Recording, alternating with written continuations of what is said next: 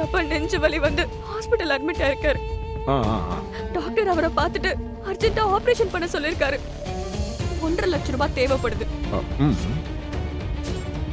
எங்க அப்பா இப்போ ஹாஸ்பிடல்ல இருக்க காரணம் யாரு? நீங்க தானே. அதனால அந்த பணத்தையாவது கொடுத்து எங்க அப்பாவோட உயிரை காப்பாத்துங்க. ஏய், இப்ப அது என் வீடு. பத்திரம் கூட என் கையில தான் இருக்கு.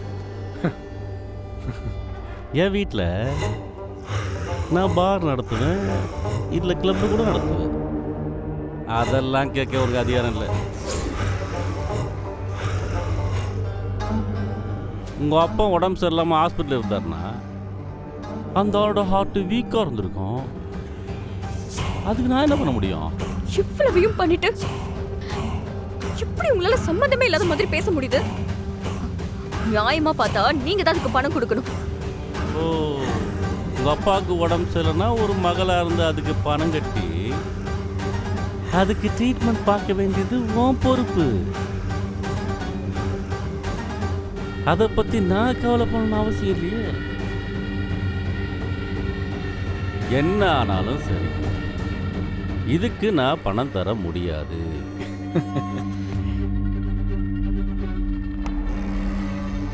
ஏற்கனவே கொடுத்த கடனை திருப்பி கொடுக்க வக்கில்ல. இதுக்கு மேல காசை கொடுத்தா நான் எப்படி திரும்ப வாங்குறது? அதனால நீயாச்சு உங்க அப்பனாச்சு, இதுக்கு எனக்கு எந்த சம்பந்தமும் இல்லை. நீங்க இந்த வீட்டை அப்படி பாரா மாத்துறதுனாலதான் எங்க அப்பா அதை பார்த்து நெஞ்ச புடிச்சு உட்கார்ந்தாரு. நீங்க என்ன சொன்னாலும் சரி, இதுக்கு காரணம் நீங்க தான். சும்மா பொறுப்பே இல்லாத மாதிரி பேசாதீங்க. ஐய, தேவையில்லாம நீதி நியாயம் பேசி நேரத்தை போகாத. வெளியே போய் எங்கேயாவது பணத்தை பற்றி உங்க அப்பனை காப்பாற்ற வழியை பாப்பியா? அதை விட்டுட்டு வந்துட்டாங்க பெருசா பேசி. அண்ணா,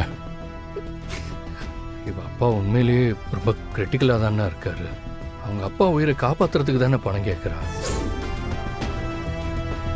நம்மளால ஏதாவது முடிஞ்சதை கொடுத்து அவரை காப்பாற்றலாம்லண்ணே.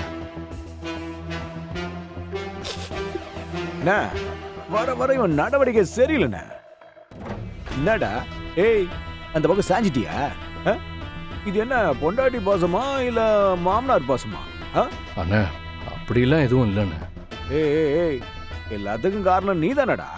ஐடியாவே நீ தானே கொடுத்தா.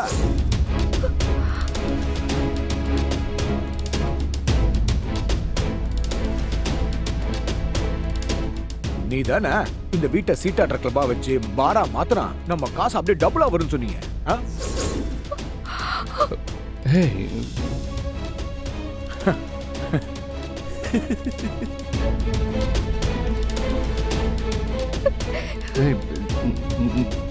நீ நினைக்கிற மாதிரிலாம் எதுவும் இல்லை. இரு,